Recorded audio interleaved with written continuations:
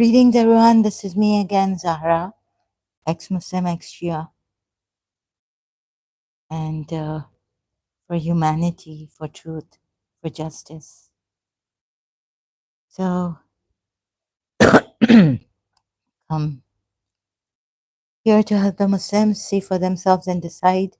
And now the topic is what is this? How to use freedom of speech? And is there freedom of speech in Islam? So please bear with me as I'm not feeling well and can't do much research, can't give you perhaps the quality work.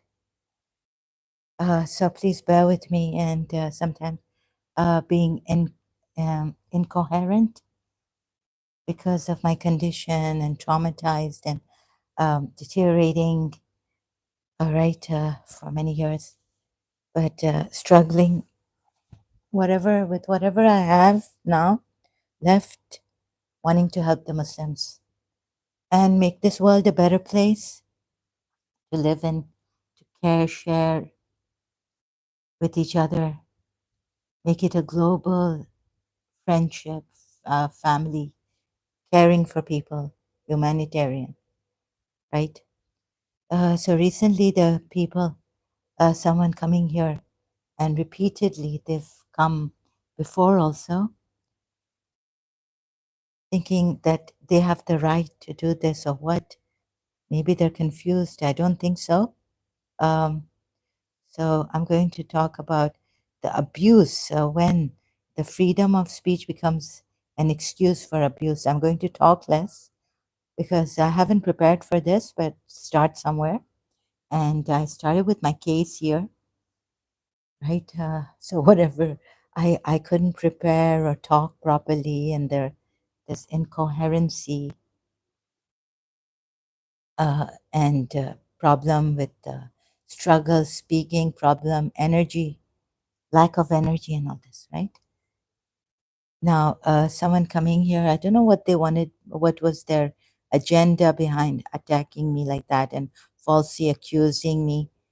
And maybe the UA about against the UA president and all this, what they wanted me to realize and where they were pushing me also to. I don't know, but I've come here. This is now. So we all know what is freedom. Yeah, let's just take the definition,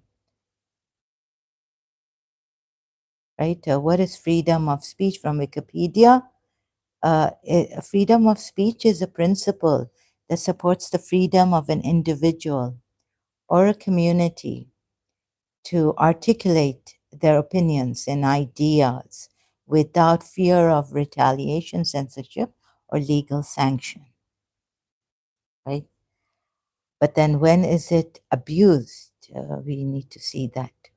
The right to freedom of expression has been recognized as a human right in the Universal Declaration of Human Rights and international human rights law. So what countries, and you can read further, Article 19 of the UDHR states, I skipped some. So Article 19 of the UDHR states that everyone shall have the right to hold opinions without interference, and everyone shall have the right to freedom of expression. This right shall include freedom to seek, receive, and impart information and ideas of all kinds, regardless of frontiers, either orally, in writing, or print, in the form of art or through any other media of its choice, right?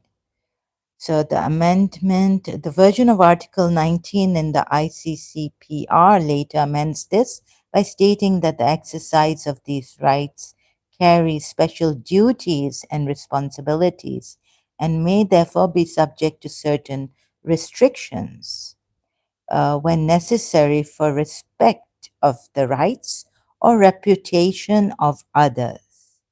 So when freedom of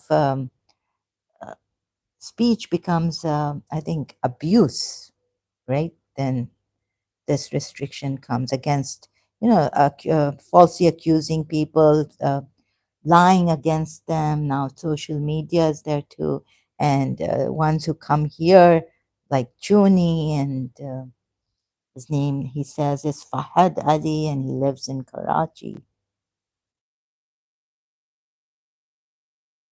So freedom of speech, even in the Western world, doesn't mean, or in the international law, that you falsely accuse people and you spread lies against them. But then if you do that, then you will be responsible and then take the bear the consequences of this. So we're going to see when freedom of speech becomes an abuse, you're abusing, when we can abuse freedom of speech. Lighthouse Global Community website, right, on this, when the freedom of speech becomes an excuse for abuse. Chris Dichler, Deichler, May 28, 2022. When the freedom of speech becomes an excuse for abuse, people who are not well, like me, and the certain people come here accusing and disturbing the living daylights out of me, should understand, the conditions, circumstances. Yes. So doesn't mean you can just go ahead and say whatever you like, and then maybe come and say, oh, we have freedom of speech, but here, welcome to the live chat. Remember to guard your privacy and abide by our community guidelines. And it also doesn't mean that let's see, then I'll go to Islam later. Sorry, this is my condition, due to my condition, like I'm like this. So the freedom of speech does not mean freedom from consequences. What we say, why we say it, and how is our individual and collective responsibility that we should not forget. We can communicate in more ways and more instantly than we have ever been able to in human history. However, the damaging and even tragic consequences of the words we use can be catastrophic. As adults, we set the example to our younger generations. And so we must, each and every one of us, set the example and hold ourselves and each other to that as well. Everyone is entitled to an opinion and to share their thoughts and feelings, but why and how we do that requires care. Sorry, excuse me. Having problems with my excuse me, throat, having problems. So, and then continuing reading here, and how we do that requires care and accountability too. Let's explore what it means, the dark side of freedom of speech. When it comes to freedom, we are incredibly fortunate in the UK and other democratic countries. For a long time, we have had the kinds of freedoms that billions of others in the world only dream about. This includes those in technological and economically developed countries too, not just poor developing countries or non-Western despotic regimes. In Russia, for example, so they give protests, and an example of Russia is given here. At the same time, I just skipped that. However, we are facing a different problem in this country, in many others around the world, where the right to the freedom of speech and expression is taking an increasingly dark and deeply malicious tone. This is fueled by the anonymity of online trolling and cyberbullying. It's a problem that is causing significant levels of distress and suffering among many, including children who, in particular, are taking their own lives in increasing and concerning numbers. There is something a 13-year-old Megan Evans' mother, Nicola, who gave a heartbreaking interview to ITV's This Morning in 2017 upon the death of her daughter to suicide at the hands of online cyber bullies, knows all too painfully well. This morning with Philip and Holly, Megan's tragic case shows just how possible it is to cause great harm to another without ever touching them or even being near them physically. Great harm can be caused by uh, just by killing their spirit, their feelings, their minds. As renowned psychiatrist M. Scott Peck said in his book, People of the Lie, evil is that which kills spirit. There are various essential attributes of life, particularly human life, such as sentience, mobility, awareness, growth, autonomy, will. It is possible to kill or attempt to kill one of these attributes without actually destroying the body. Thus, we may break a horse or even a child without harming a hair on its head. So, without doing any physical harm, we can break people and cause great harm, great sufferance, killing them in other ways.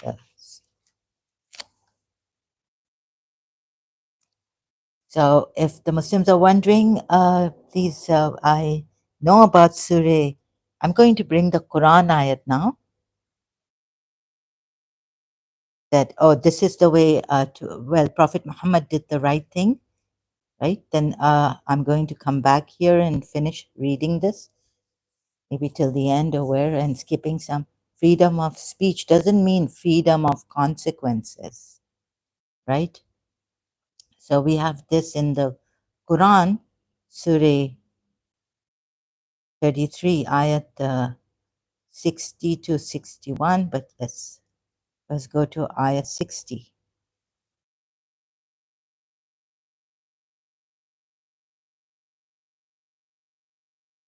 If the hypocrites and those in whose hearts is disease, and those who spread rumors in Al Madinah do not cease. Very generally put, and it means it doesn't mean that those who are spreading rumors in Al Madinah are these hypocrites. Are these hypocrites? Some of the hypocrites, or all of the hypocrites, or they could be a different group of people in Medina. Then we have those in whose hearts is disease.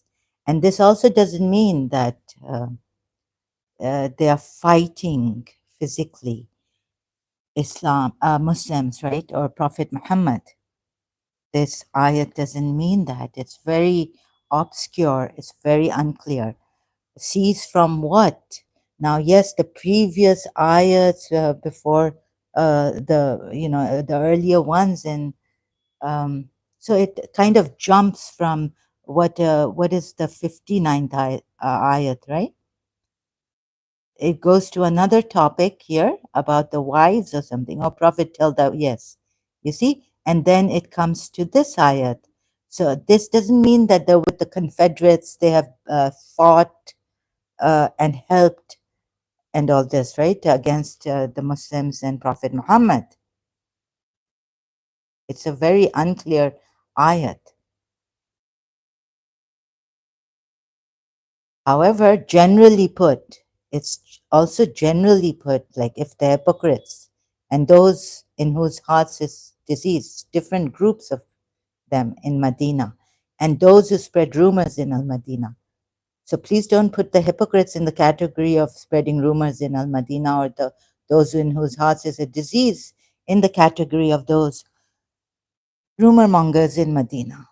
Do not cease. So this could mean that the hypocrites do not cease from being hypocrites, and those in whose hearts is a disease do not cease from having heart, of having diseased hearts. And the rumor mongers, well, the rumor mongers, yeah, and they don't stop spreading rumors against Islam or Prophet Muhammad and the Muslims. So it means this generally. we will surely incite you against them. Then they will not remain your neighbors therein, except for a little. Then what happens about this? So this is followed properly, this ayat to say about these accursed, wherever they are found, seized and massacred completely. It's like, it's like completely, completely. I don't know whether this Quran.com has put it accurately about what it means by what qutilu, qutilu, taqdilan, taqdilan, right? Good. Killed wherever they are seized. Maududi puts it. Ruthlessly killed wherever they are seized. Yusuf Ali, this last part, they shall be seized and slain without mercy in brackets. It's the way of Allah. The 62 ayat.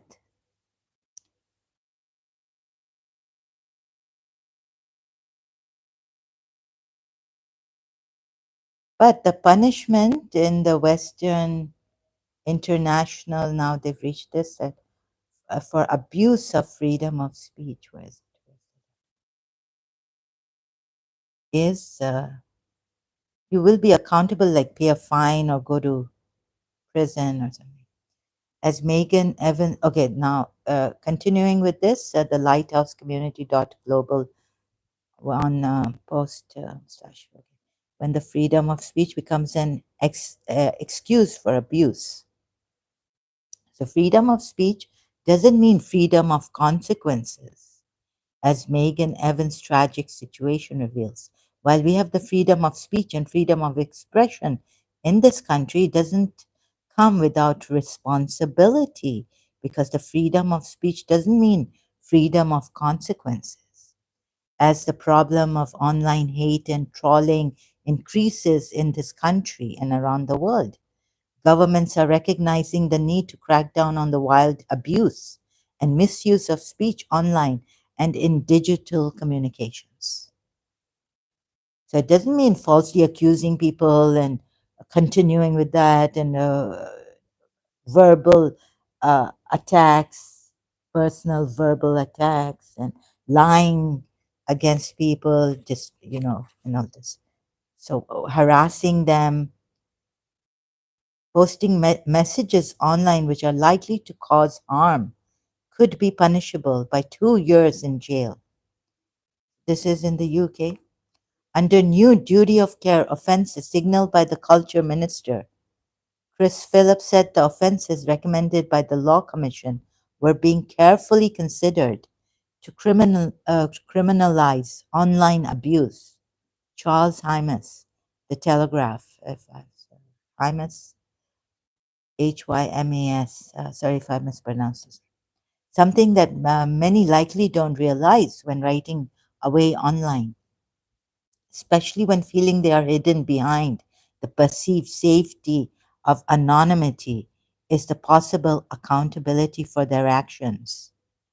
This doesn't just include cases of explicit hateful speech, such as in the case of Gerard Kirkman, 51, who sent malicious messages to 7 politicians and was sentenced to nearly 10 months in jail.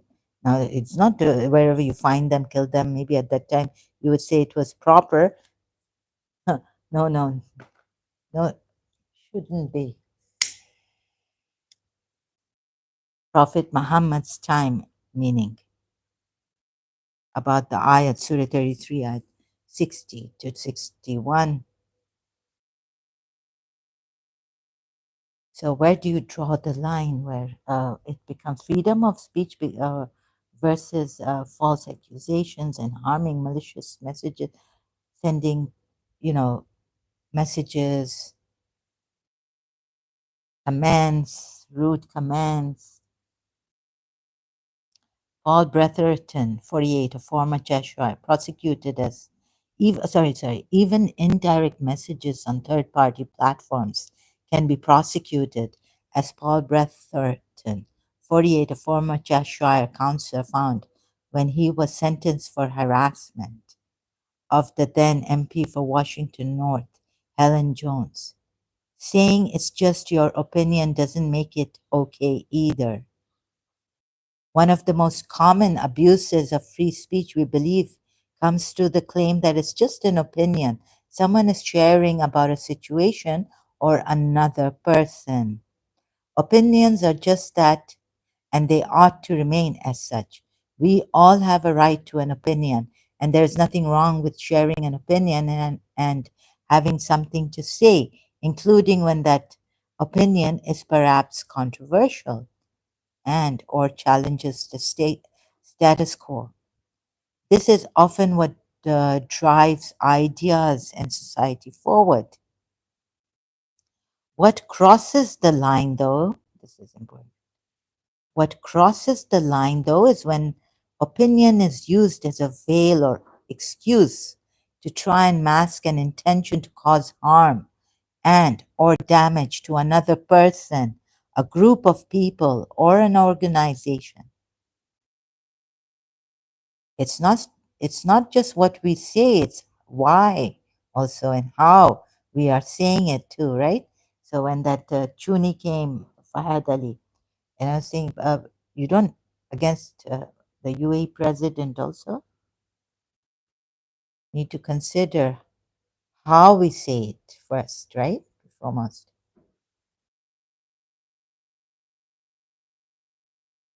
If your rights have been curbed by someone, they have encroached upon your rights. And so you can talk against them, leaders, rulers.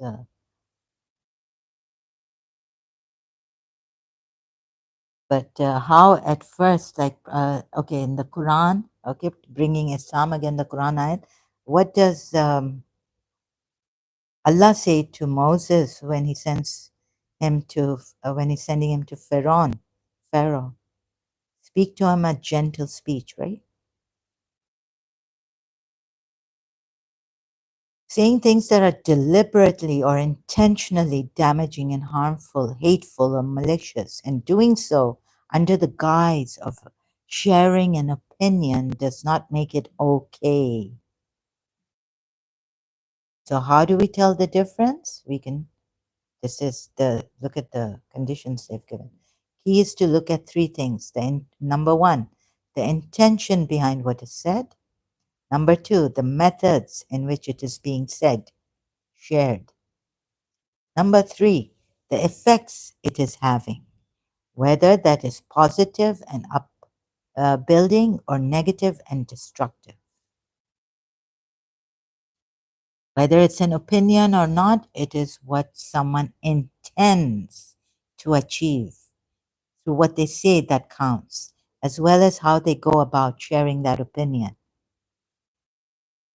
and the actual effects of that on the other side. You need to consider, right? We need to consider that.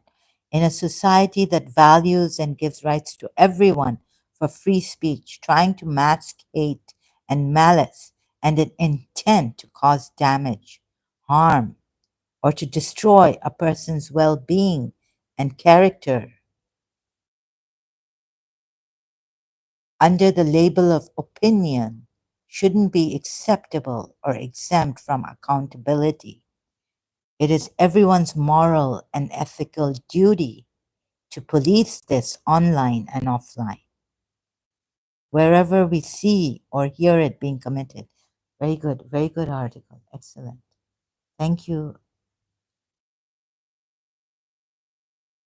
Global Lighthouse Community Global and the person who wrote this. Sharing an experience or your side of the story isn't justification for persistent harassment. Excellent, excellent, outstanding. So I agree to all this right, that I've read out. 100%. As well as, so continuing, as well as the intention behind what someone says, it's how they say it, and also how often That is the next definitive factor. Much, much grateful. Thank you so much. Whoever wrote, sorry, the name, I keep forgetting the person who wrote this. To make one negative, critical comment about someone else, another group or demographic of people is one thing and often bad enough in itself. But to say it again and again and again is another. This is why it's so important to consider what the intention of a person or group's use of free speech is. Because when coupled with the tone in which it is said, the energy behind it, and how consistently it's repeated, these are the most damning factors that reveal an abuse of free speech.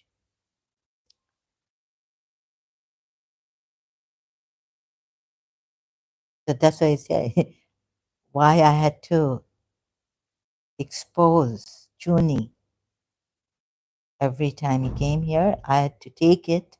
It was extremely disturbing. In the condition also I'm in, and that's not freedom of speech.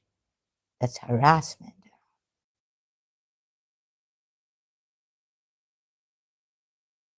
This is when an opinion about other people or an account of a situation regarding others, even if not explicitly offensive or aggressive, can cross a line to become bullying, trolling, and or harassment.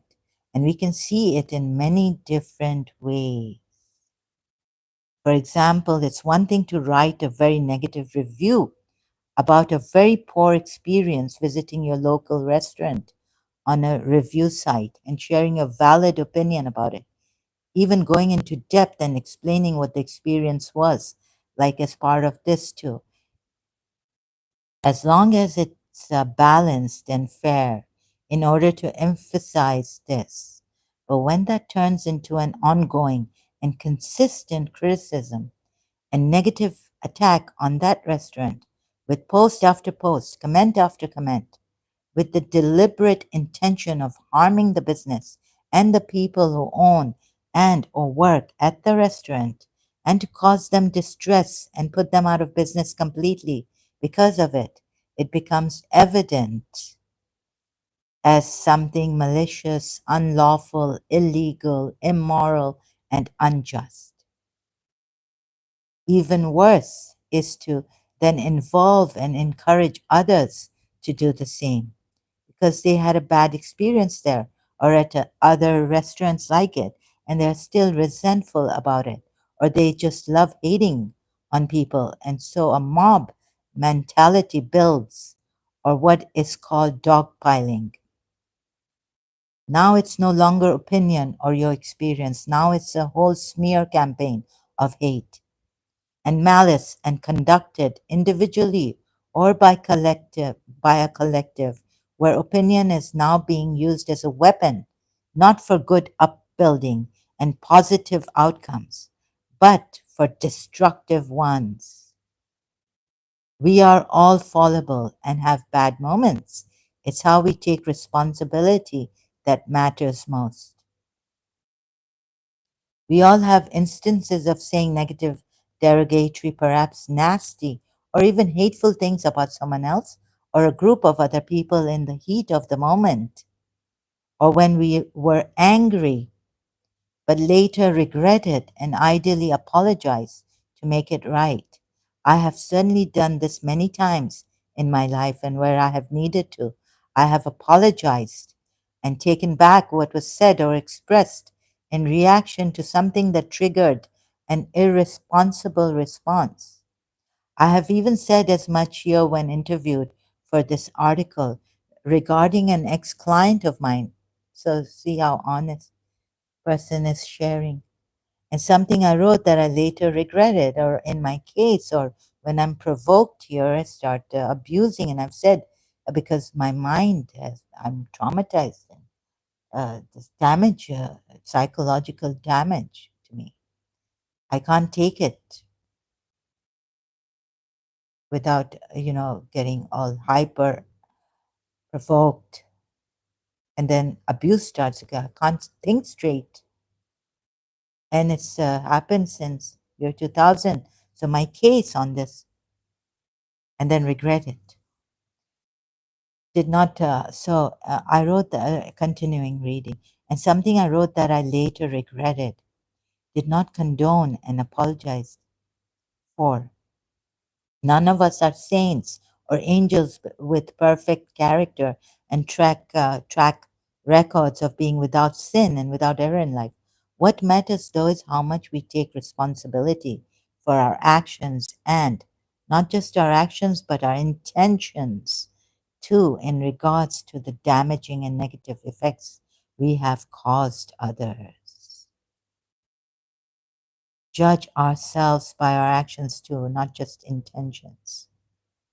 Something we are all guilty of is judging ourselves only by our intentions, yet judging others only by their actions and the effect they cause. So contemplate, sit with yourself, check yourself, check what the other person said. Could be in, like the heat of the moment. What was the intention behind it?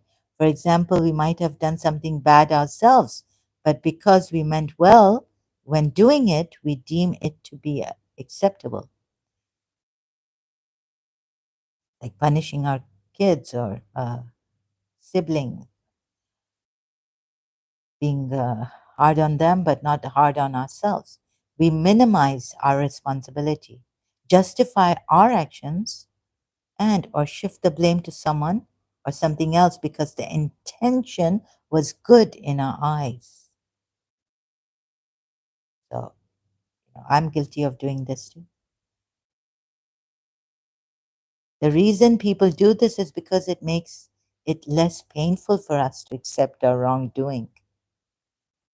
But we must face the wrongdoing of ours, have the courage.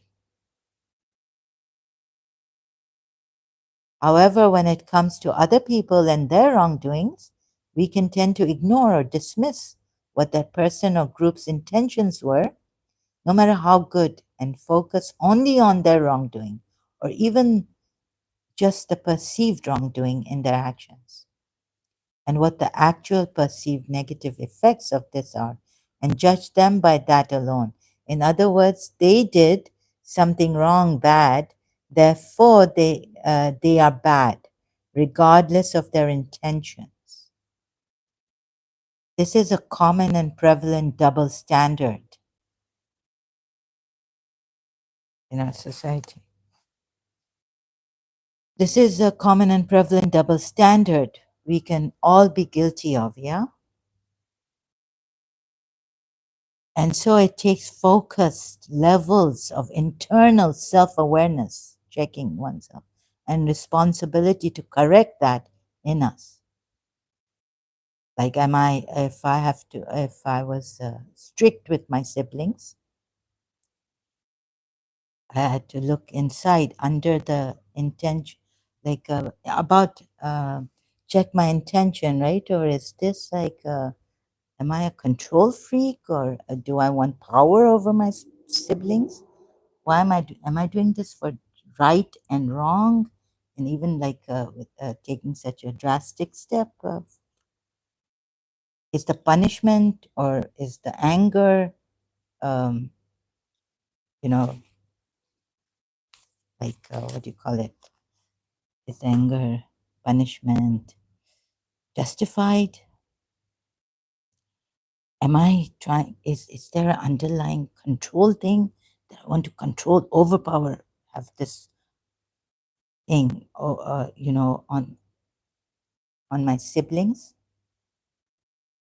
bully my siblings, have this control over them? Or is this like what I've learned from my, like when I was disciplined, taught by my teacher at a young age? So that habit I learned from her. It's become a habit, or her way, not my mother's way, not my father's way, but her way. So I've acquired that and absorbed it. Is this right?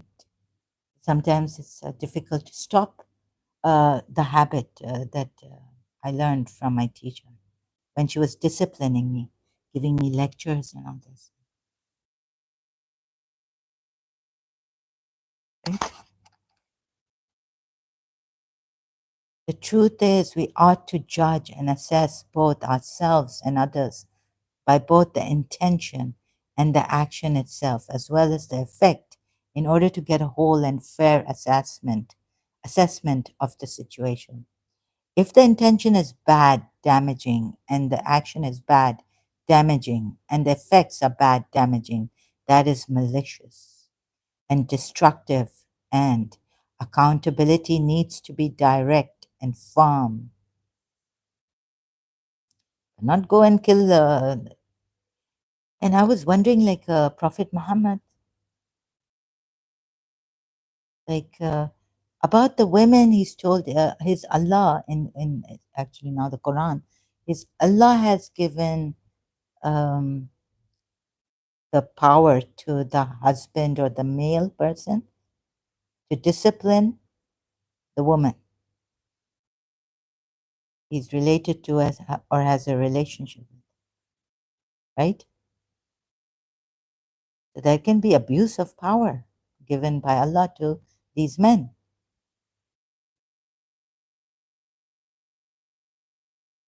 And where he uses Allah, I think he uses Allah. So thus the Quran, not his hadith. When he uses Allah, like this Allah who, okay, Prophet Muhammad has to be the judge, right? And Allah is the judge. So if, let's say, someone wants to criticize Islam because of certain things, we'll look into that matter later on in Wikipedia, criticizing Islam. At the time of Prophet Muhammad, like how justified was it? And could he be the judge for everything at that time, for everyone? You get it when, he would say, oh, they're hypocrites, they're this, they're spreading false rumors against Islam, and me wanting to assassinate me. Also. But forget the assassination now, just on criticizing Islam. And if they bring a case against Prophet Muhammad, who to go to, right? When they're non Muslims at that time. And so there was this danger I see of Prophet Muhammad being the judge alone. Like God should have given a different, another way against him. He just says that if he's a false prophet, I will take action against him. I will, you know, but the other people, they cannot take action against him, right? Like the polity said, if this is the truth, there's a Quran ayat, then Allah punish us by, sending us a punishment from the sky and all that, right? So Allah did not send a punishment to them. Although it says that they were after him, they exiled him, they wanted to kill him. The Quran ayat, I think it's in Surah Araf or Surah Nam, or another surah, I'm not sure about that. So let's say if you have a case against Prophet Muhammad, someone at that time, and they feel that Prophet Muhammad is a false prophet, then or Allah, this is a false Allah, then he can get away, right? Doing things like calling Allah to witness what is in his heart, like in Surah Baqarah 204 and 205, and go on killing people, go on a killing spree. So what if some felt that way about Prophet Muhammad being like that, a false prophet, and this is not the true divinity, Allah? Then who do they take the case to against him? So that I found lacking in Islam. like the body or organization, a group of people who they could take a case to. There is something like the hypocrites. There's the ayat who have taken, whom you have a treaty with, then they saved, I guess they saved these people. Because when the believers were divided about the hypocrites and those who did not emigrate with the Prophet to Medina and with other Muslims, then kill them wherever you find them. However, when if they have a treaty with those you have, no, they seek refuge in those with whom you have a treaty with, then don't kill them. Right? So it was a funny thing. It was difficult to explain how there was something cunning about that, and that Allah wanted his Allah, Prophet Muhammad's Allah, wanted them to be killed if they didn't emigrate with him to Medina from Makkah. Something very diabolical about that, those verses, in my opinion, as I examine them.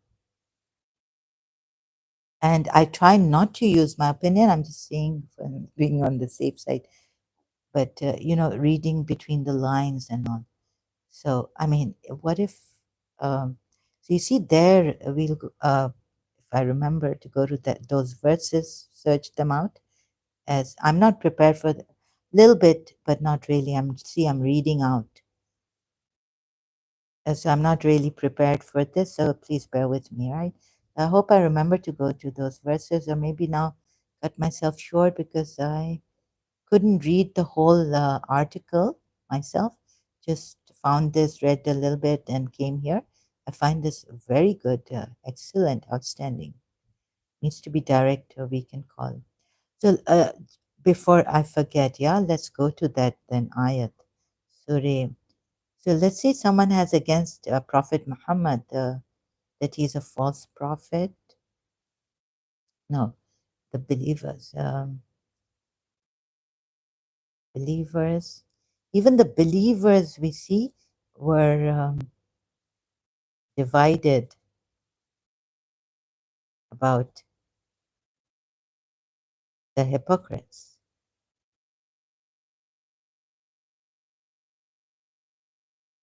Sorry, I'm not giving you that quality because I don't run it.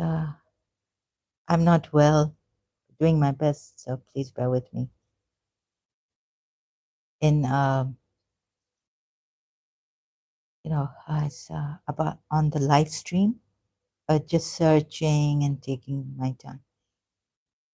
Can't do everything and then come here, prepare myself completely. Sorry about that. Surah Nisa at 88. Quran.com. Yeah, so here it is. Now I remember Surah Nisa. What is the matter with you that you are two groups concerning the hypocrites, while Allah has made them fall back for what they earned? Do you wish to guide those whom Allah has sent astray? And he whom Allah sends astray, never will you find for him a way. Then 89 verse, they wish you would disbelieve. They just wish you would disbelieve as they disbelieve, so you would be alike. So do not take from among them allies until they emigrate for the cause of Allah. Or, okay, here it meant Medina, but until they emigrate for the cause of Allah is has a wide meaning, not just from Makkah to Medina with the Muslims, as I said earlier on, and Prophet Muhammad. But if they turn away, then seize them and kill them for their betrayal. They're not fighting, but they're wishing. It's just they haven't given a battle here also, we see. Wherever you find them, and take not from among them any ally or helper. Then what happens is, we are told, yes, except, there's an exception, ayat 90 of Surah Nisa, except for those who take refuge with a people between yourselves and whom is a treaty.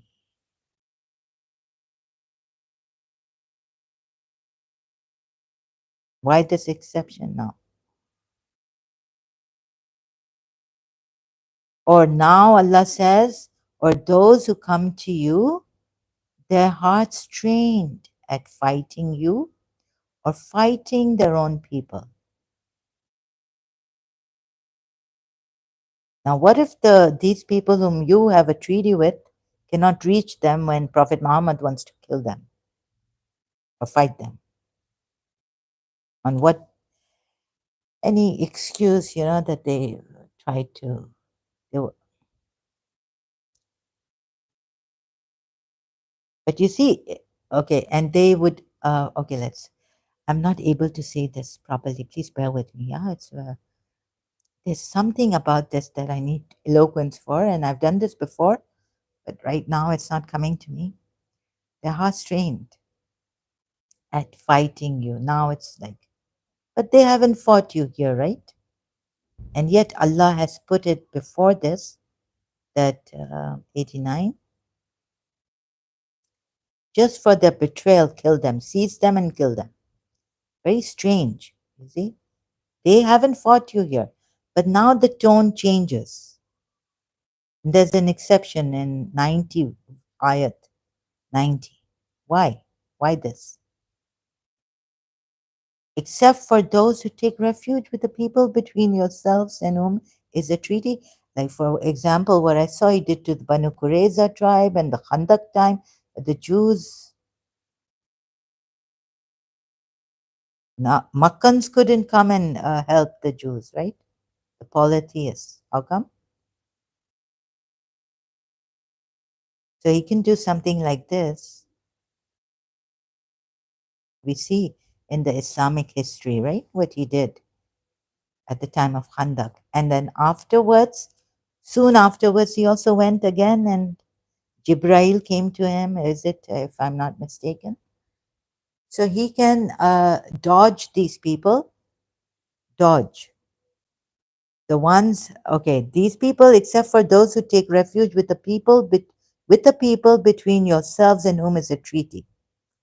Now they thought, okay, they said, okay, God is, this is okay.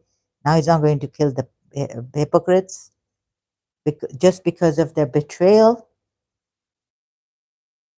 But then it's in Khandak and afterwards also, it's just the way he dodged them. The ones you have a treaty with. And so they have taken refuge with these people, but then you kind of didn't, what happened? Like, for example, in the Banu Qurayza, what's that? Sorry, my history also, my memory is bad. Like what happened in Khandak. After Khandak? No, wait a minute. Soon after Khandak, it's in the Islamic history, right? By Khandak.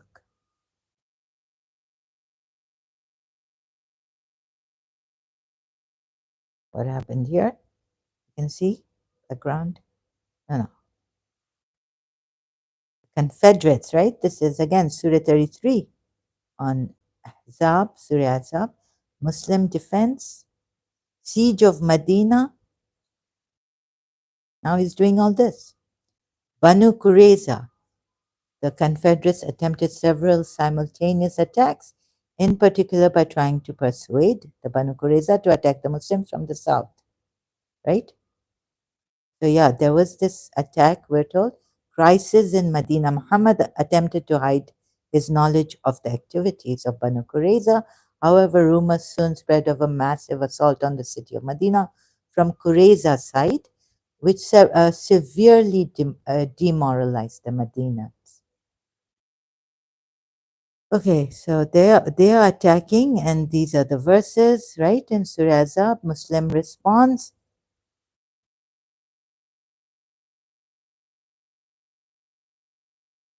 Collapse of the Confederacy, aftermath, when then they surrendered, and the apostle confined them in Medina in the quarter of D al Harith, the woman of B al Najar or Najar, Najar. Then the apostle went out to the market of Medina and dug trenches in it. What? Then they surrendered. Then he sent for them and struck off their heads in those trenches. As they were brought out to him in batches. Ibn Ishaq, I think. Or who else is this? Sorry. Ibn Ishaq describes the killing of the Banu Qurayza men. So then they surrendered, and the apostate, remember, if they stop fighting, you stop fighting them. But what he's done, a Quran ayat, right? But then he's done this, and the Shias would say no, or they also have it, I'm not sure. Struck off, then he sat down, head was struck off. Ooh, this is Hawaii. So you see, he could do something like this, right? They surrendered, but then go striking off their heads.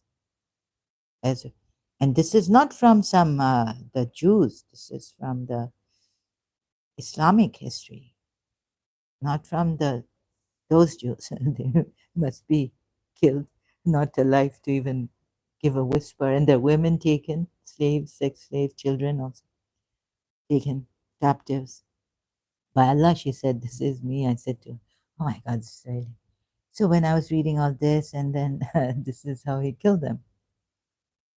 Uh, Allah tells us of the okay, you can read all this, and so this problem, and then this ayat says, "Except for those who take refuge with the people between yourselves and whom is a treaty, or those who come to you, their hearts strained at the prospect of fighting you or fighting their own people." But that's not what it says earlier on in 89 ayat, right?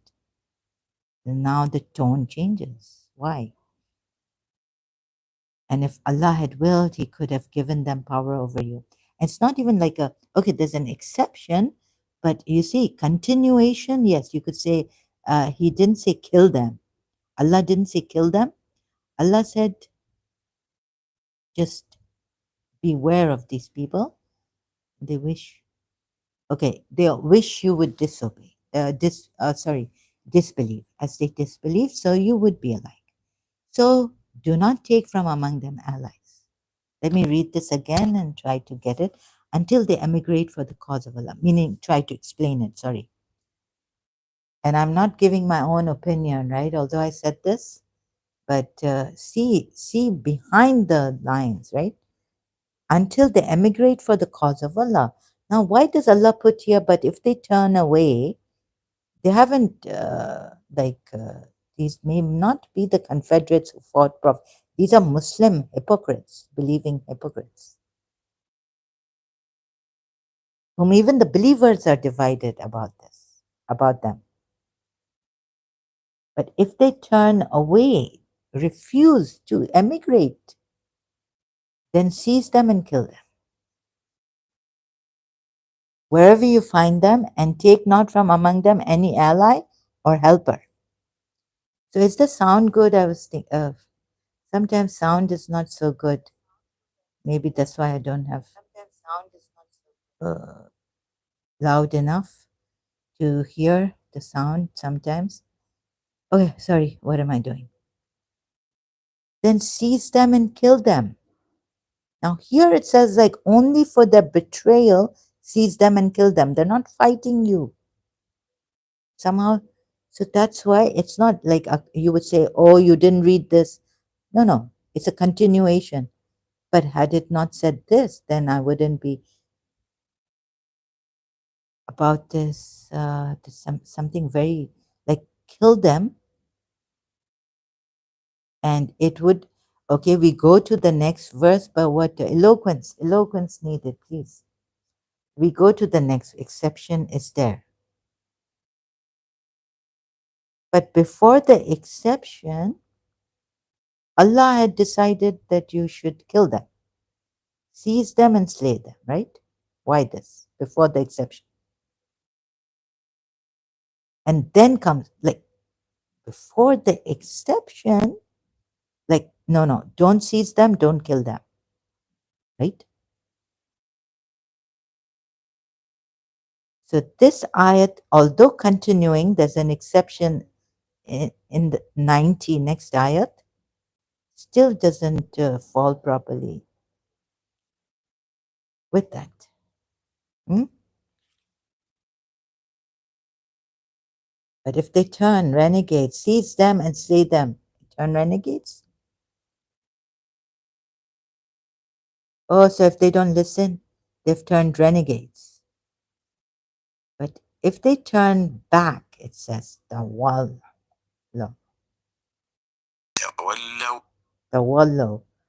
they turn back, seize them, and kill them.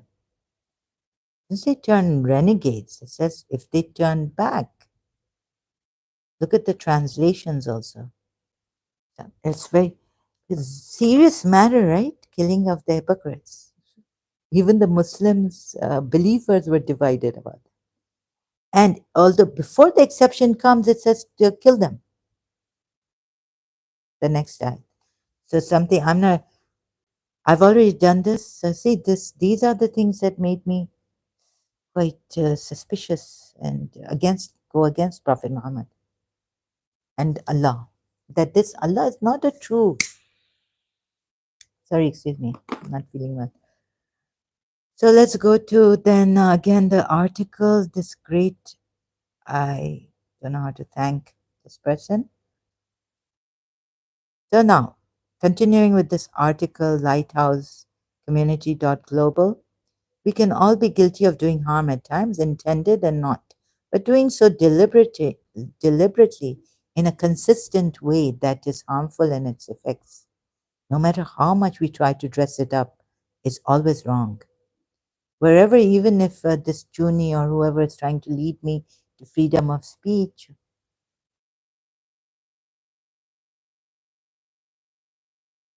but you've done so much harm that someone had something just saved me and has saved me. I could have gone into depression and all this. We are what we repeatedly do. Excellence then is not an act but a habit, Aristotle. So by doing harm to people and, you know, to steer them to something is also not right. You've done so much harm for righteousness or for something. No, no, there's no righteous. So it's like this. So you know what I mean? No, whatever. I'm just thinking what the intentions could be, or maybe there's a double meaning, like freedom of speech, west, indirectly also. You know, like getting. I don't know what the, but I'm just guessing. Freedom of speech comes with responsibility. Please understand this. So, when it comes to how we express ourselves and how we engage with other human beings, especially while we are fortunate enough to have the rights to express ourselves and speak freely, as we are in the UK and other democratic countries. Oh, did have I gone? Yeah. Oh, no, no, this is the last part. Okay. And other democratic countries, and where we make mistakes and we get things wrong. We must take responsibility for that. We must repent with contrition and pay penance. Maybe a Christian has written this. In other words, to pay the prices in making amends and putting things right with those we wronged, including ourselves. How do we know if we are holding someone accountable in the right way? Here's an interaction from Twitter between Lighthouse Global Associate Partner Mel Francis and our chairman, Paul S. Waugh, sorry, can't, WAUGH, discussing this very question. Not found. When you genuinely and righteously hold someone accountable, you allow someone to repent, pay the price, and to make it right. You do not attempt to destroy them hatefully in the name of good, right? Or righteousness. This is a pure evil. Like Prophet Muhammad then is Allah. Quran ayats we see, not only the hadiths. This is pure evil. Even if you saying for the good, make her realize something, to make someone realize the ways you have taken are wrong. Like I felt like I had this mentor in school. I felt the things she was saying was right, Imam Ali. And she said later on that she's half Catholic and half Shia. But the way she was going about was very wrong, was wrong with me. And she had admitted later, but anyways, she's not here and you weren't there. So in my case and condition, I've, said things where I can't give evidence about. Sorry, I just couldn't think straight at that time.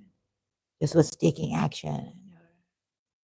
Even if your friend betrays you now, like a Facebook group, Sahara Sojourn slash Sahara or Sahara slash Sojourn group of mine on Facebook.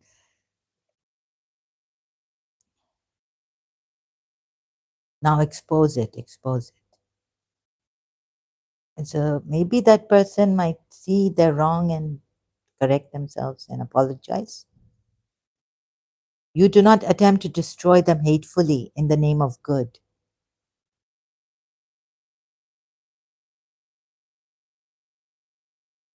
This is pure evil, they say. God help those who commit such evil. Paul Stephen Wolf, or Wolf, I think, but I'm not sure. Anyways, says, excellent, excellent. Thank you so much, Olive. Paul Wolf, Paul W. There is no future in hate. There is no future in hate. These are key lessons we have been learning at Lighthouse over the course. See, thank God. So this is a kind of, they also have an organization where they teach you, you learn. There's a whole program of a year of facing consistent and non-stop criticism, cynicism, hateful and malicious trolling via sites like Reddit. This is being carried out by a number of malignantly toxic family members who want to control their sons. See, control. This is what I used to think, check myself when when trying to discipline, because I'm the eldest, right? In my family, my siblings. Am I doing this? Would I become control freak? Am I trying to control my siblings, brothers and sisters? A handful of ex-clients who are resentful of wanting refunds they know they have no legal entitlement to, and a motley gang of others with no direct contact or experience of working with Lighthouse. All of these people have consistently and repetitively claimed only to be sharing opinions and or experiences in relation to Lighthouse Global. The claims they make are almost unreservedly and entirely one-sided, anti-Lighthouse, biased, prejudiced, forms of subjective accusations that are constantly repeated points, and conspiracy theories without substance or proof, beyond mere hearsay, that resound within an online echo chamber.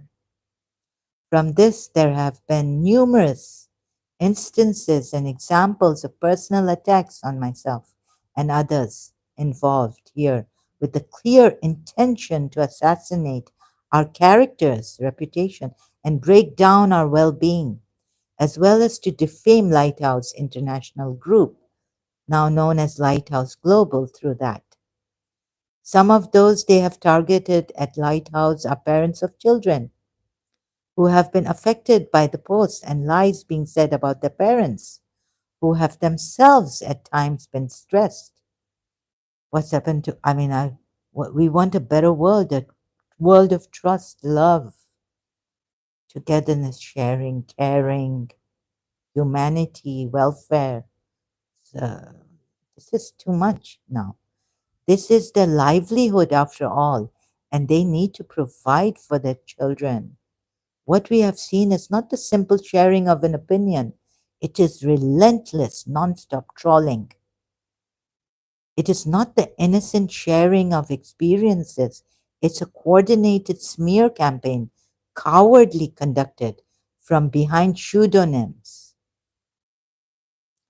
These are not mature and emotionally responsible adults, as these examples of their different styles of posts show in a previous article. Senior and professional people with senior mindsets don't act this way. You will not find CEOs spending their valuable time on Reddit posting rambling posts under a pseudonym. And if you do, they won't last long. Business leaders Bill Gates, like the Bill Gates and the Jeff Bezos of this world, don't solve their problems this way. Genuine activists and thought leaders like Candace Owens and Jordan Peterson don't hide their identities when they stand up to others. So here also against my president, UAE's president, hiding your identity and saying, I'm Fahad Ali. Okay, you've got the yeah, they then revealed their WhatsApp number. Even controversial people like Donald Trump post to social media under their true identities. This is very junior behavior, immature. I'm trying to avoid using the word childish. Yeah, children are better than these adults. These are not people with genuine and honest concerns, complaints, and issues who are seeking to find fair and just resolutions, as I also saw can see on my live streams, live chat comments. These are not genuine. This is not freedom of speech. If they were, they would be out in the open campaigning against us with honor and integrity. This is tabloid gutter level mentality and behavior, which is why the Daily Mail was happy to print their claims, whilst taking no responsibility for the claims themselves. No, these are not reasonable and rational people who are willing to sit down and debate across the table and be willing to accept if, where, and when they are wrong.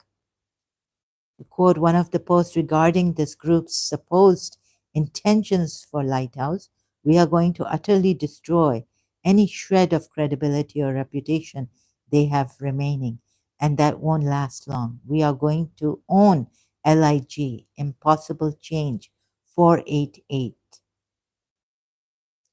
When the intentions behind someone's speech and how they express their opinions or share about their experiences are clearly meant to harm and break others down, and the methods they employ to do so are in line with such intentions, it is an abuse of freedom of free speech and must be held accountable. Okay? This is what millions of people are going through and being, sorry, this is what millions of people are going through and being subjected to online the world over. And they will all recognize this for what it is. It has to be called out and it has to be stopped. There must be consequences, especially where the damaging and harmful effects on their targets, perhaps even tragic ones, as in Megan Evans' case, are evident as a result. There's simply no future in hate. So, this is what is called hate.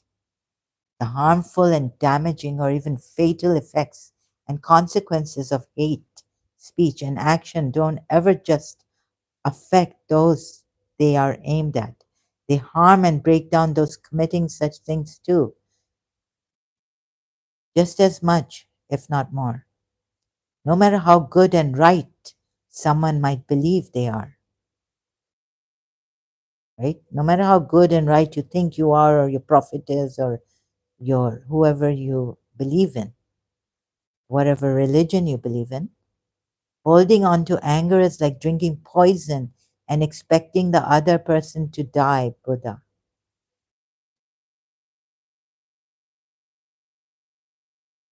Here are some statistics to highlight some of the serious problems we face.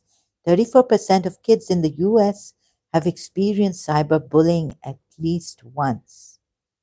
Victims of cyberbullying are 1.9 times more likely to commit suicide.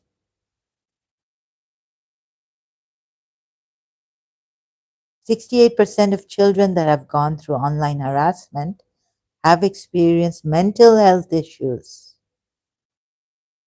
And you're going to say, oh, they shouldn't, like we just, children, we should just sit at home because we are um, meant, not well, do nothing.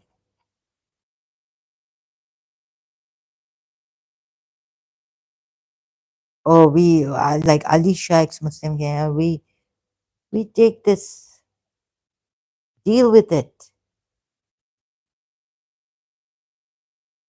No, no, you cannot generalize like this because we can take it. You also deal with it.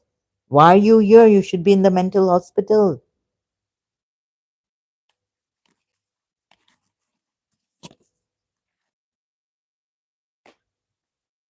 Take medications. You should be on medications. 71% of survey participants don't feel like social platforms are doing enough to fight the problem. Yes, because against this Juni and all. Internet trolls are most active on social media. Oh, 38% observe trolling behavior on such platforms, while 23% have seen them frequently operate on video sharing websites. From those bullied in the last year, 37% developed social anxiety, like I did too. And I was like, should I come here? And when I do this, I can't do my other work. It's just, it has been hard already, right? I can't do my work anyways, but it gets very, very difficult. So I wanted to help the Muslims see for themselves and decide, and help them decide also if you want. But anyways, anxiety, while 36% fell into depression. Thank God I found this mantra that has helped me. Awake, depressed, I'm missing my many things. I have issues. And this also has made me very, very depressed. And the world, online abuse and suicidal thoughts are directly interconnected. 24% have contemplated suicide after continuous cyberbullying. Free speech requires responsibility and honor. And I've seen in my life that these people don't get depressed. They go on. Maybe in their life something has happened. They are very strong. Like a Desiree's song, The Pride Never, Kissing You from Romeo and Juliet, I think, soundtrack. I haven't watched that movie, that particular movie of Romeo and Juliet. The proud never fall. And I've been depressed and hardly, it affects my work, my life, my school, it affected. But how these bullies and all, they go on. Free speech requires responsibility and honor.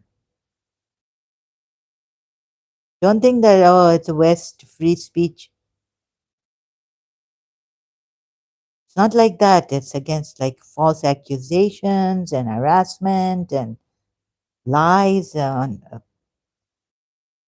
it, many things.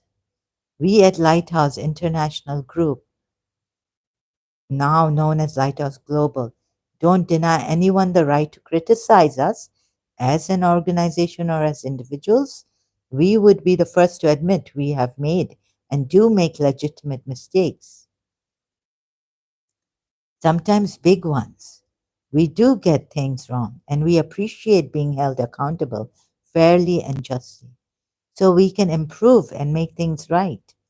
That's part of being human and imperfect, as every single person on the planet is. What we do insist on for everyone, though, is the right to an open and responsible discourse with proper moral and ethical standards of attitude and behavior in which to work out any grievances and or issues people may have with us rationally and maturely. So, accountable, like we don't evade, we don't just run away. That also, if you, I've seen people doing, they don't do this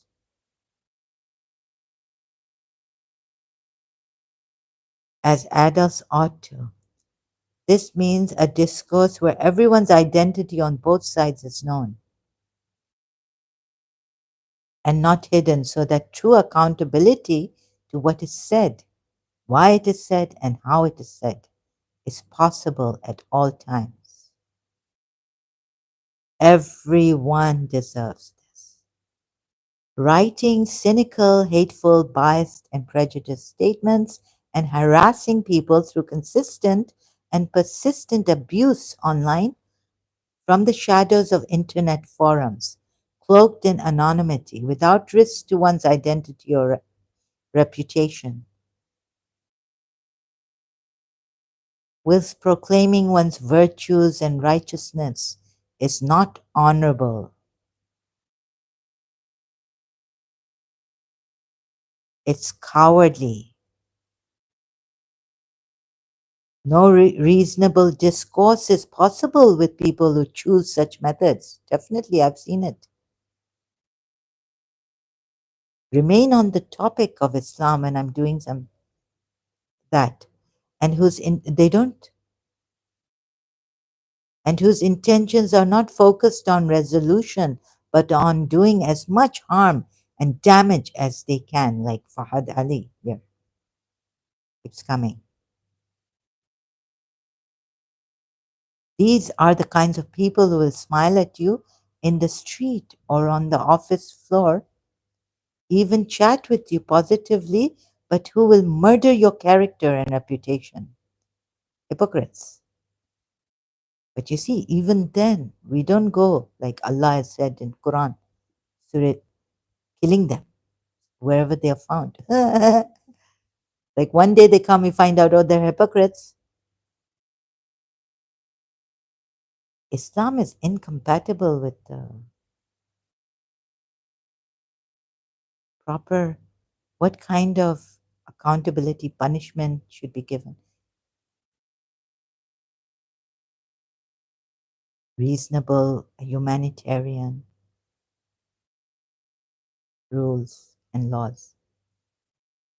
But who will murder your character and reputation as much as possible behind your back if they fall out with you or decide they have something against you for Islam or something. How long is this? Sorry, I'm so helpless victims. Let me see if I can just skip some. I have used our experiences with people online as reference because they are what is most relevant to. Okay, the abuse of free. This is important. Let's see. The abuse of free speech is a much larger and increasing problem for everyone in this country, though.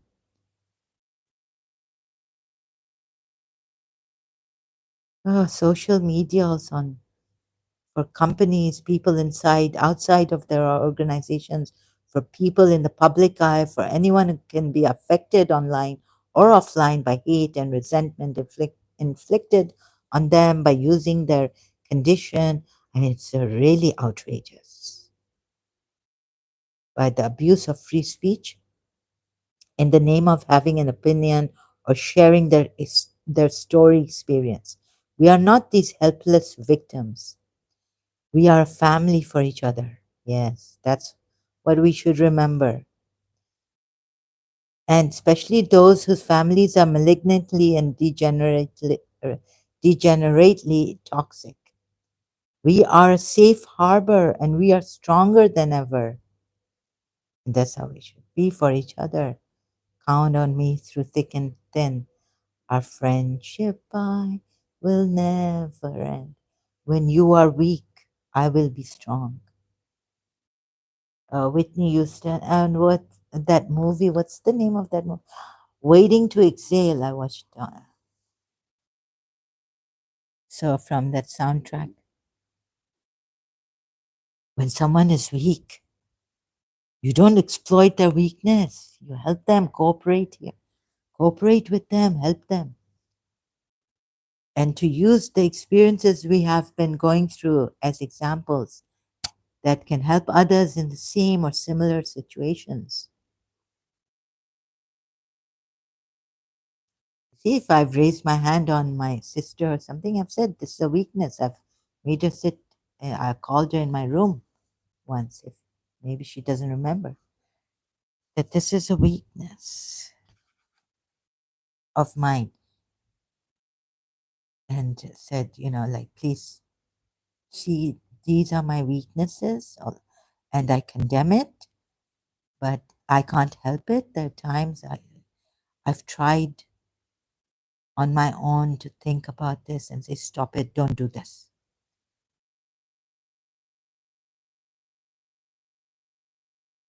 But again, back to the same old habit or something, same thing that I have told myself not to do, reflected upon it, tried to stop myself, do what I can with prayers and all,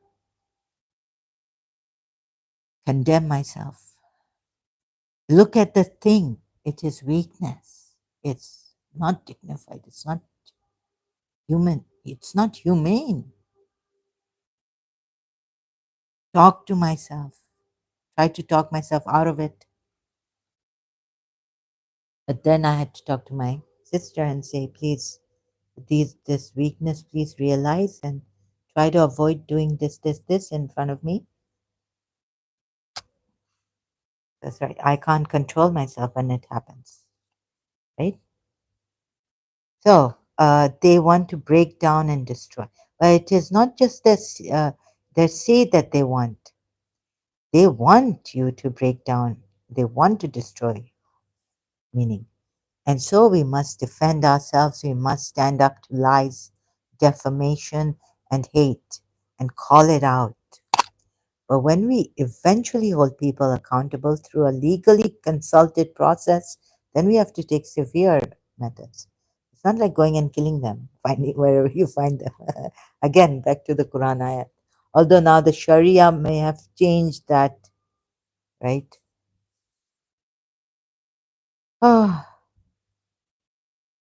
we are called narcissists, aggressors, abusers, and even blackmailers and maybe hypocrites who wanted free speech, but now they're coming after us. This is what we are dealing with.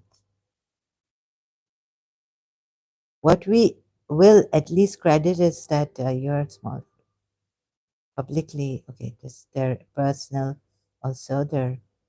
I don't mean to, say that's not important.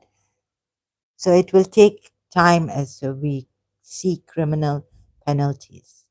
But because of my condition, and I do use 2 hours, even though sound is not good. And I was looking at it again, seeing that, oh my God, all that I've done may have gone to maybe, people wouldn't want to listen to that. They try to keep it less than 2 hours, but I can't. We hope to help many others achieve justice by learning from our lessons in future. 1 hour, 25 minutes. Don't suffer in silence. Join our groundswell of campaigns.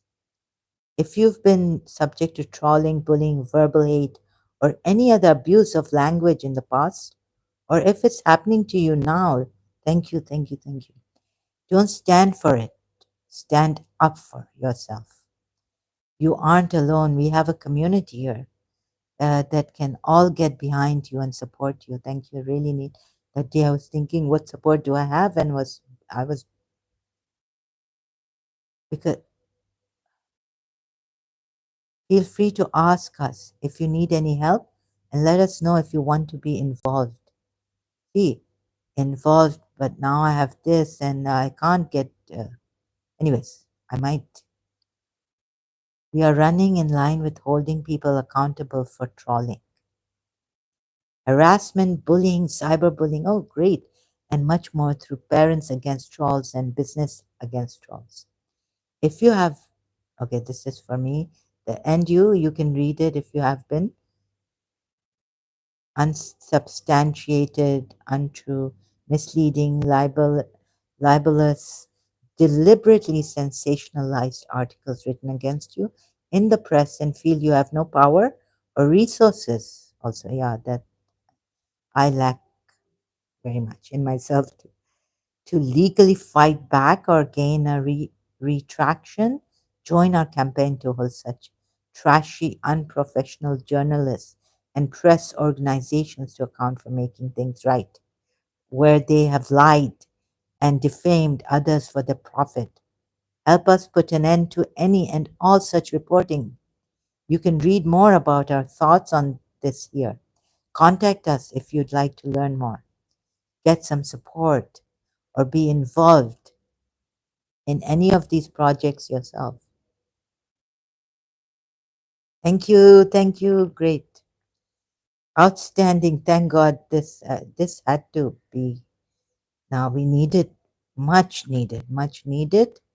Nowadays, oh my God, someone could be in the hospital, cancer patient, saying, "Sorry, I'm cancer patient, but I'd like to do this in my, sometimes when I'm able to." Chris Dichler, or Dich. Sorry if haven't pronounced your last name properly. I apologize really.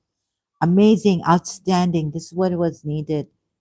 Thank you. You were my voice when I couldn't speak. Celine Dion, because you loved me. Amazing article, yeah? So now we go to criticism of Islam, not whether we can, is this blasphemy? But let's see, criticism of Islam can take many forms, right? Academic critics, political criticism, religious criticism, personal opinions.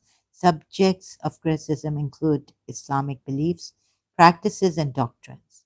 Criticism of Islam has been present since its formative stages, and early expressions of disapproval were made by Christians, Jews, and some former Muslims like Ibn al-Rawandi. Subsequently, the Muslim world itself faced criticism after the September 11 attacks. Criticism of Islam has been aimed at the life of Muhammad, the Prophet of Islam, in both his public and personal lives. And why not? Issues relating to the authenticity and morality of the scriptures of Islam, like I have found both in the Quran, mostly in the Quran, hadiths, leave it to, not to, like, yes, I've shown some, but mostly I concentrate on the Quran, are also discussed by critics, and this should be allowed. Critics of Islam have also been directed at historical practices, like the recognition of slavery as an institution, as well as Arab imperialism impacting indigenous cultures.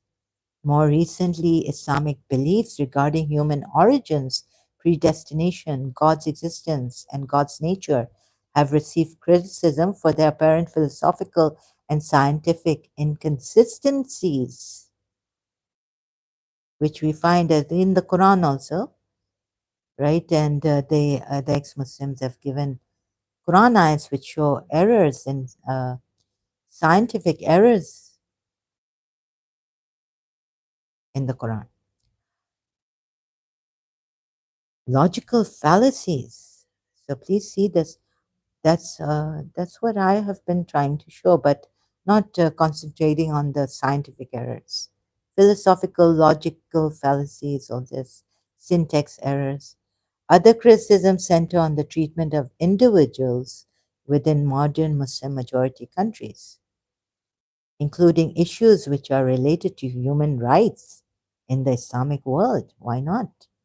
Particularly in relation to the application of Islamic law, like John Lloyd has been sharing on this. He's a specialist, I think, in the Sharia, he shows on YouTube,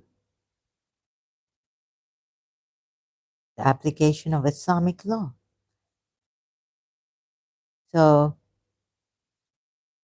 as of 2014, 26% of the world's countries had anti blasphemy laws, and 13% of them also had anti apostasy laws.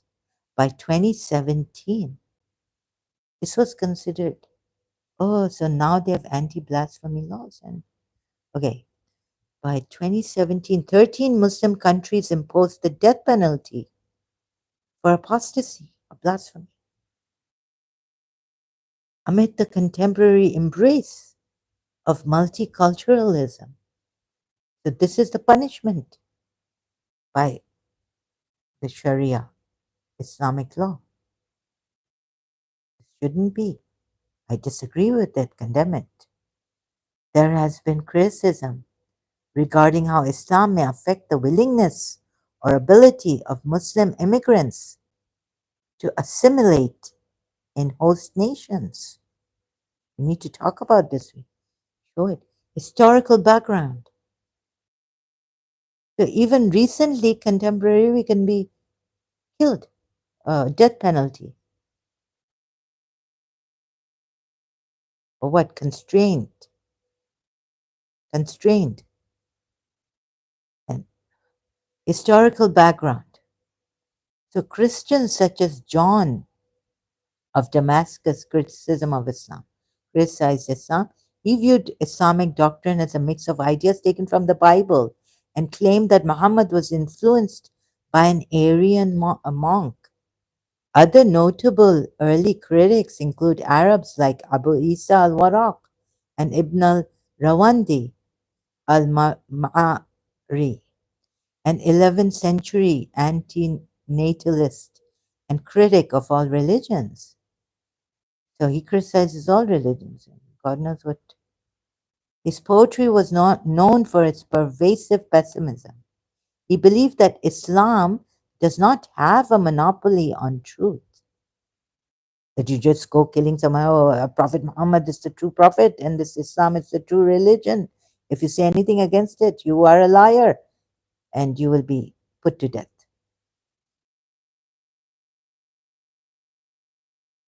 So it doesn't have, Islam does not, can you not get it, Muslims? And Prophet Muhammad didn't get it? That Islam does not have a monopoly on truth. Apologetic writings attributed to the philosopher Abdullah ibn al-Muqafa 756 include defenses of Manichaeism, I don't know how to pronounce this word, sorry, Manichaeism against Islam and critic of the Islamic concept of God. Even the Islamic God, why shouldn't we put him under scrutiny? Characterizing the Quranic deity in highly critical terms. The Jewish philosopher Ibn Kamuna criticized Islam, reasoning that Sharia was incompatible with the principles of justice. Like John Lloyd, or Lloyd is showing, is John, right? Lloyd. He's showing the Sharia, opening the books and showing it on screen with Mr. J on the P-Fender channel, and other with ex-Muslims. And he's got a channel of his own now. Whoops. Oh, sorry, excuse me. I just have to put my device on Do Not Disturb. I'm going to pause this. Thank you for waiting.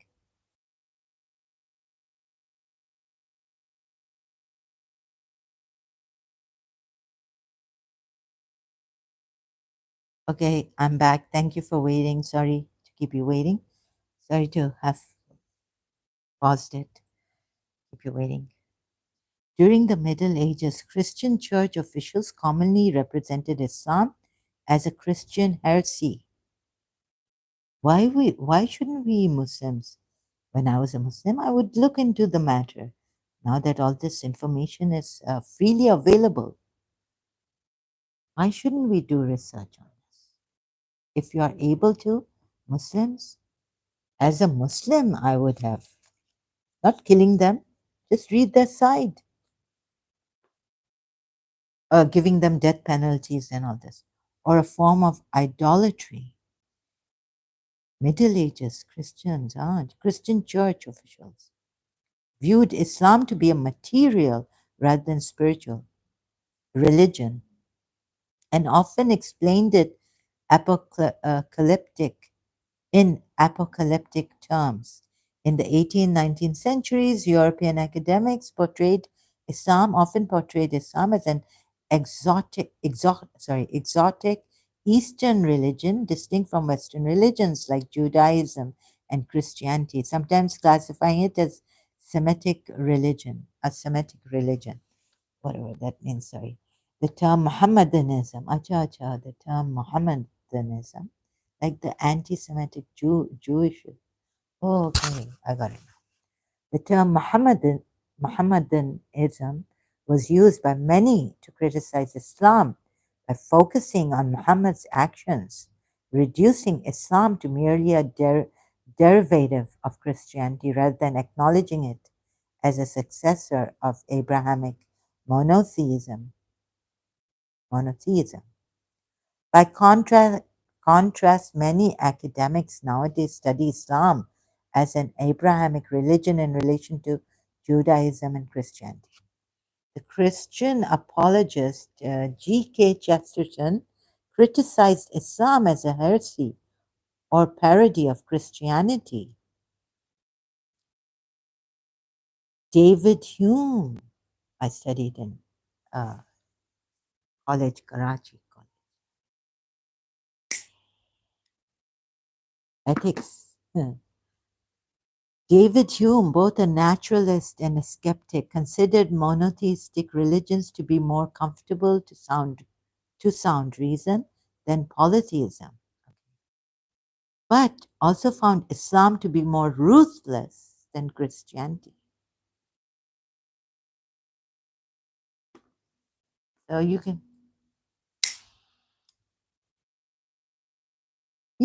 why can't they do this? I mean, this is, it's okay to do this.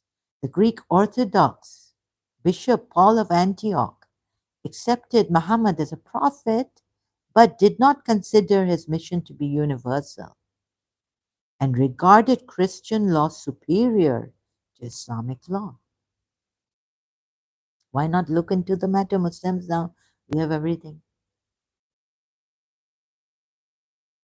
Maimonides, a 12th century rabbi, did not question the strict monotheism of Islam and considered Islam to be an instrument of divine providence for bringing all of mankind to the worship of one true God, but was critical of the practical politics of Muslim regimes and considered Islamic ethics and politics to be inferior to their Jewish counterparts.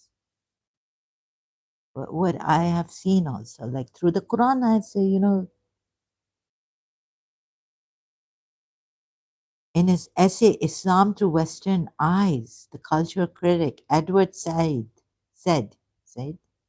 suggests that the Western view of Islam is particularly hostile for a range of religious, psychological, and political reasons, all deriving from a sense that so far as the West is concerned, Islam represents not only a formidable competitor, but also a late coming challenge to Christianity. In his view, the general basis of Orientalist thought forms a study structure in which Islam is placed in an inferior position as an object of study, thus forming a considerable bias in Orientalist writings as a consequence of the scholar's cultural makeup. Points of criticism. The expansion of Islam on this. Byzantine Emperor Manuel II, okay, I got Palaiologos, sorry, I can't pronounce his last name properly, and a Persian scholar, the emperor criticized Islam as a faith spread by the sword.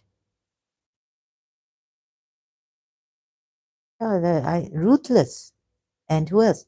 This matches the common view in Europe during the Enlightenment period about Islam, then synonymous with the Ottoman Empire. I always forget to pronounce it properly, this word. Synonymous with the Ottoman Empire as a bloody, ruthless, and intolerant religion, which I see through Quran ayats. Only. More recently, in 2006, a similar statement of Manuel II, quoted publicly by Pope Benedict the 10, 5, 6, 10, and 6, 16th, prompted a negative response from Muslim figures who viewed the remarks as an insulting mischaracterization of Islam. I hope they didn't try to hurt him or anything. In this vein, the Indian even social reformer Pandit Lekh Ram thought that Islam was grown through violence and desire for wealth, while the Nigerian author Wal Soyinka considers Islam as a superstition, that it is mainly spread with violence and force. Sorry. So these are not examples of freedom against, abusing freedom of speech, but these are examples of freedom of speech, and be able to criticize a religion on the,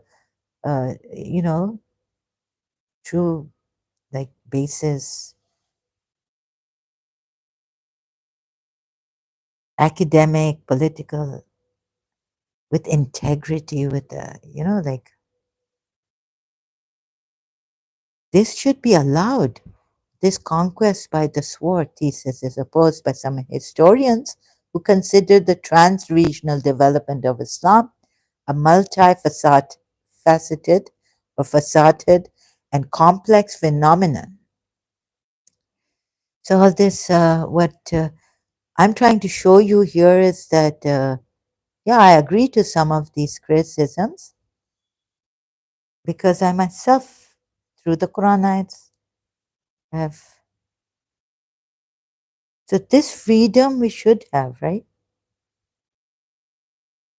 In the lifetime of Muhammad, the Quran was primarily preserved orally, and the written compilation of the whole Quran in its current form took place some 150 to 300 years later. For us Shias, as I was, Imam Ali has the Quran, written one properly. But you see, telling the Shias also, but anyways, we have, the 12 Shias. Imam Mahdi now has that Quran. So, okay, you would say this doesn't bother us. It doesn't concern us. Alternatively, others believed that the Quran was compiled shortly after the death of Muhammad, canonized by the Caliphate of Uthman bin Affan. The idea that Quran is perfect and impossible to imitate as asserted in the Quran itself is disputed by critics. Although, so there have been critics who survived criticizing Islam. On such criticism is One such criticism is that the sentences about God in the Quran are sometimes followed immediately by those in which God is the speaker. The modern historian John Wansbrough believes that the Quran is in part a redaction of the other sacred scriptures, in particular the Judeo Christian scriptures. The Christian theologian Philip Scaff praises the Quran for its poetic beauty, religious fervor, and wise counsel, but considers this mixed with absurdities, bombast, unmeaning images, and low sensuality. The Iranian journalist Ali Dashti criticized the Quran, saying that the speaker cannot have been God in certain passages. True, we've seen that. Similarly, the secular author Ibn Waraq gives Surah Al-Fatiha as an example of a passage which is clearly addressed to God in form of a prayer. But the Muslims will say, oh, God has given us this prayer. The Orientalist George Puen believes that the Quran contains many verses which are incomprehensible, a view rejected by Muslims and many other Orientalists. Apology of Al-Kindi, a medieval polemical work, describes the narratives in the Quran as all jumbled together and intermingled, and regards this as evidence that many different hands have been at work therein, which we could see. Pre-existing sources, like I was saying, is this a discourse between the polytheists, and he stole it between the polytheists and the Christians, the Jews and the polytheists, and that he stole, or where did he, or some from some Christian inspired, Jewish inspired. Critics point to various pre-existing sources to argue against the traditional narrative of revelation from God. Some scholars have calculated that one-third of the Quran has pre-Islamic Christian origins. Aside from the Bible, the Quran relies on several apocryphal and sources like the Proto-Evangelium of James, Gospel of Pseudo-Matthew, and several infancy Gospels. Thank you, Wikipedia. I'm just reading it out. Several narratives rely on Jewish Midrash Tanhuma sources, like the narrative of Cain learning to bury the body of Abel in Quran, Surah Maida 35. Norman Geisler argues that the dependence of the Quran on pre-existing sources is one evidence of a purely human origin. Richard Carrier regards this reliance on pre-Islamic Christian sources as evidence that Islam derived from a Torah observant sect of Christianity. Criticism of hadiths. It has been suggested that there exists around the hadith, and this should be allowed, three major sources of corruption. Why? When someone goes into this and honestly, sorry, I just have to fix my mic. Three major sources of corruption on the hadith: political conflicts, sectarian prejudice, and desire to translate the underlying meaning rather than the original words verbatim. Oops, it's windy. Sorry if you can hear that. I've tried. There's a cancellation of sound, background sound in this mic. So maybe you can't hear that. If you can, I apologize. Muslim critics of the Hadith, known as Quranists, rejected, even the Muslim critics of the Hadith. Why do they reject the Hadiths? Because known as Quranists reject its authority on theological grounds, arguing that the Quran itself is sufficient for guidance, as it claims that nothing essential has been omitted. They believe their reliance on the Hadith has caused people to deviate from the original intent of God's revelation to Muhammad, which they see as adherence to the Quran alone. Ghulam Ahmad Parvez was one of these critics, these critics, and was denounced as a non-believer by thousands of Orthodox clerics. My goodness. Here's the citation. Ahmad Aziz, Islamic Modernism in India and Pakistan, 1857 to 1964, London, Oxford University Press. Citation. My goodness. In his work, Maqam Hadith, he considered any hadith that goes against the teachings of the Quran to have been falsely attributed to the Prophet. That's that's what the Shias also say, and some Muslims also say if a hadith of Prophet Muhammad and you find something in the Quran, an ayat which contradicts it, then reject it. Qasim Ahmad argued that some hadith promote ideas that conflict with science and create sectarian issues. John Esposito argues that modern Western scholarship has raised doubts about the historicity and authenticity of hadith, while Joseph Scat or I can't pronounce that, sorry, argued that there is no evidence of legal traditions prior to 7/20/20. Scat concluded that Sunnah attributed to the Prophet consists of material from later periods rather than the actual words and deeds of the Prophet. However, scholars like Wilford Madelung have argued that a complete dismissal of Hadith as late fiction is unjustified. So many problems, and this is very good that you learn from this, right? Critics. Orthodox Muslims do not deny the existence of false hadith, but believe that through the scholars' work, now we need the scholars' work, these false hadith have been largely eliminated. We needed scholars' work also. Every Muslim should have been a scholar in their own self, like, well, how do you say it?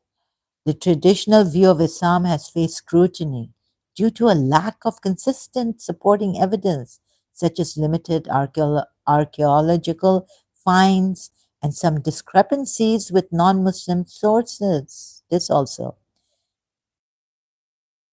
In the 1970s, a number of scholars began to reevaluate established Islamic history, proposing that early accounts may have been altered over time.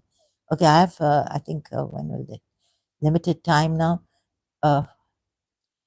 Prominent among those, skipping some prominent, John Wansborough. Okay, they sought to reconstruct early Islamic history using alternative sources like coins, inscriptions, and non-Islamic texts.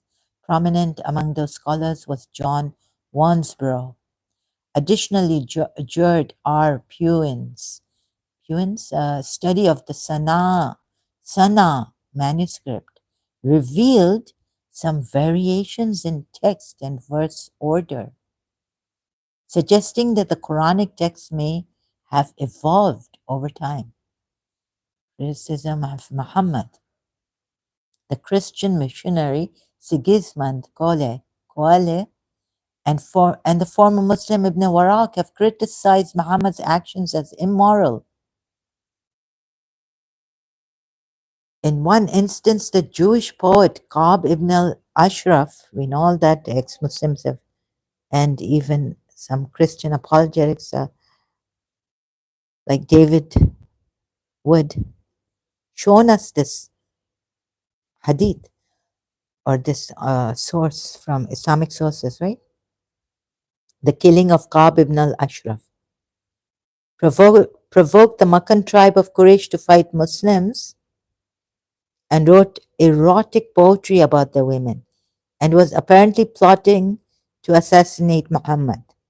Muhammad called upon his followers to kill Ka'b, and he was consequently assassinated by Muhammad ibn Maslama, this false prophet later on, an early Muslim. Such, or maybe not, this some Ibn Maslama was a false prophet at the time of Prophet Muhammad. I wonder if it's him.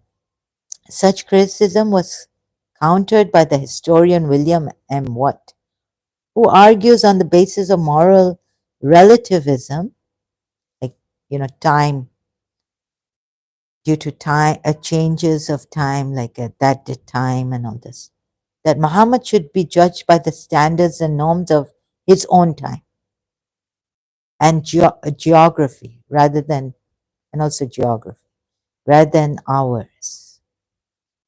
But there are some things like what Jesus Christ has said, stand the test of time, right? The 14th century poem, Divine Comedy by the Italian poet Dante Alighieri, contains images of Muhammad, picturing him the eighth circle of hell as Ex-Shia. Have you known this? Along with his cousin and son in law Ali ibn Abu Talib. Dante does not blame Islam as a whole, but accuses Muhammad of schism for establishing another religion after Christianity. Some medieval ecclesiastical I